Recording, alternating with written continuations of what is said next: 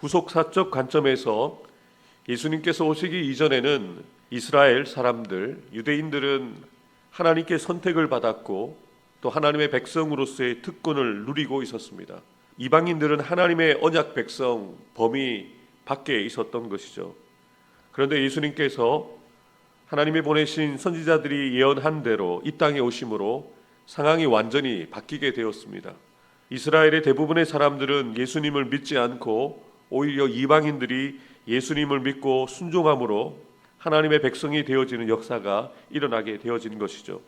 이러한 상황에 대해서 사도 바울은 로마서 9장에서 하나님의 주권적 선택의 관점에서 이스라엘의 실패를 설명하면서 또 10장에서는 인간의 책임의 관점에서 이스라엘의 실패를 설명했습니다. 그리고 오늘부터 살펴보게 되어지는 11장에서는 이스라엘의 미래, 구원의 문제를 다루면서 다음과 같은 질문을 던집니다. 하나님은 이스라엘을 버리셨는가? 하나님이 이스라엘 민족을 영원히 버리시는가? 이 두 가지의 질문에 대하여서 이스라엘의 구원의 문제를 구체적으로 설명합니다.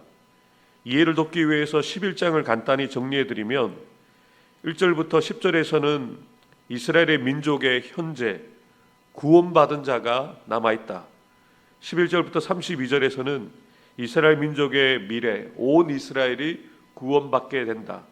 마지막으로 33절부터 36절에서는 하나님의 구원 방법의 놀라움에 대해서 찬양하는 내용들이 소개가 되어집니다. 첫 번째 질문이 1절에 나오죠. 그러므로 내가 말하노니 하나님이 자기 백성을 버리셨느냐. 본문 바로 앞부분인 9장 30절부터 10장 21절에서 이스라엘 민족 대다수가 구원받지 못하고 하나님의 백성에서 제외된 이유를 설명하였기 때문에 그 부분과 연결하기 위해서 이러한 질문을 던지는 것이죠. 하나님이 이스라엘을 버리셨는가? 사도 바울은 이 질문에 대해서 확신 가운데 대답합니다. 그럴 수 없다. 본문에서 이스라엘 민족을 남은 자들, 즉 하나님의 선택을 받아서 구원을 받은 자와 남은 자에 속하지 않은 자, 구원받지 못한 자, 이렇게 두 집단으로 나누어 설명을 하는데요.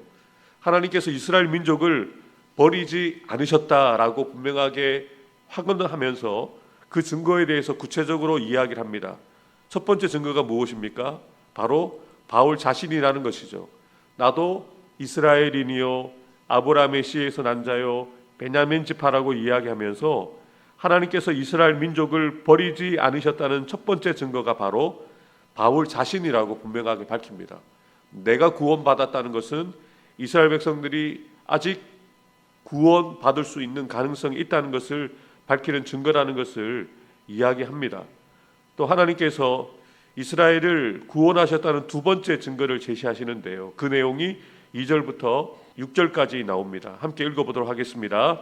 하나님이 그 미리 아신 자기 백성을 버리지 아니하셨나니 너희가 성경이 엘리야를 가리켜 말한 것을 알지 못하느냐. 그가 이스라엘을 하나님께 고발하되 주여 그들이 주의 선지자들을 죽였으며 주의 제단들을 헐어버렸고 나만 남았는데 내 목숨도 찾나이다 하니 그에게 하신 대답이 무엇이냐.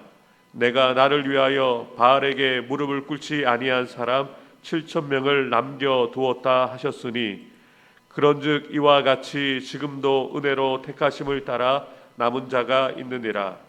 만일 은혜로 된 것이면 행위로 말미암지 않음이니 그렇지 않으면 은혜가 은혜되지 못하였느니라. 아멘.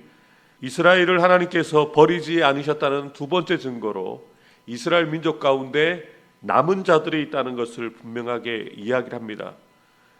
바울이 로마서를 쓰고 있던 당시에 대다수의 유대인들은 예수님을 믿지 않았지만 일부 유대인들은 예수님을 믿고 구원받았고 또 초대 예루살렘 교회를 이루었는데 이들 소수의 유대인 신자들이 엘리야 시대의 남은 자들과 같이 당시의 남은 자라고 분명하게 밝히면서 이 남은 자가 바로 이스라엘 백성들을 구원하시는 증거라는 것을 분명하게 밝히는 것이죠. 그러면서 분명하게 이야기합니다. 이와 같이 은혜로 택하심을 따라서 남은 자들이 있다. 하나님께서 하나님의 백성들을 이스라엘 백성들 가운데 남겨두신 것은 전적으로 하나님의 은혜로 선택하신 결과라는 것을 구체적으로 밝힙니다. 사도 바울은 이어서 7절부터 10절에서 이스라엘의 남은 자들이 오직 하나님의 은혜로 하나님의 선택에 따른 것임을 구체적으로 밝히는데요. 남은 자들이 있다는 것을 설명하기 위해서 구약의 말씀들을 인용하여 설명합니다. 7절에서는 이스라엘 민족을 하나님의 선택을 받아 구원을 얻은 자와 나머지 하나님의 버림을 받아 구원을 받지 못한 우둔한 자로 구분하여 설명을 하는데요. 이어서 8절부터 10절에서는 각각 구약의 예언의 말씀들을 들어서 부연을 설명합니다. 8절에서는 신명기 29장 4절 말씀과 이사야 29절 말씀을 인용하여 이렇게 설명하죠. 하나님이 오늘까지 그들에게 혼미한 심령과 보지 못할 눈과 듣지 못할 귀를 주셨다 함과 같으니라. 9절에서는 시편 69편 22절 말씀을 인용합니다. 그리고 10절에서는 시편 69편 23절을 인용하여서 이러한 사실을 분명하게 증명하면서 하나님께서 은혜로 선택하신 하나님의 백성들이 있고 그렇지 못한 백성들이 있음을 설명하면서 은혜로 하나님께서 남은 자들을 남겨주셨다는 것을 분명하게 이야기를 합니다. 이러면서 사도 바울은 노마서를 받고 있는 노마교회 성도들과 오늘을 살아가고 있는 저와 여러분들에게 구원은 전적인 하나님의 은혜로 되어진다는 것, 하나님의 주권적인 선택에 달려 있다는 것을 분명하게 밝히면서 오늘을 살아가는 성도 되어진 저와 여러분들이 하나님의 은혜로 택함 받은 자라는 것을 분명하게 알려줍니다. 세상의 어둠과 불신 가운데도 여전히 하나님의 은혜로 택함 받은 자들이 있고 구원받은 자들이 있다는 것이죠. 그들이 바로 사도 바울이 이야기하고 있는 남은 자라는 것입니다. 오늘 저와 여러분들도 그 은혜로 구원받았고 또 그 은혜로 오늘을 살아가고 있다는 것을 기억해야 합니다. 저와 여러분들이 은혜로 택함 받은 자로서 하나님의 그 은혜에 대해서 우리가 어떻게 반응하고 있는가 우리 자신을 돌아봐야 합니다. 또한 우리가 먼저 택함을 받았고 구원받았다면 아직 내 주변에 하나님의 은혜를 알지 못하고 깨닫지 못한 채 살아가고 있는 수많은 사람들을 바라보면서 우리가 그들을 향하여서도 하나님의 은혜가 그들 가운데 임할 수 있도록 우리가 기도하고 그들 가운데 우리가 만난 복음을 전하는 일들을 감당해야 된다는 것을 사도 바울을 통해서 도전받습니다. 사도 바울이 하나님의 택함을 받고 구원을 받아 하나님께서 주신 그 복음을 전하는 자로 살아가는 이유가 바로 그것이죠.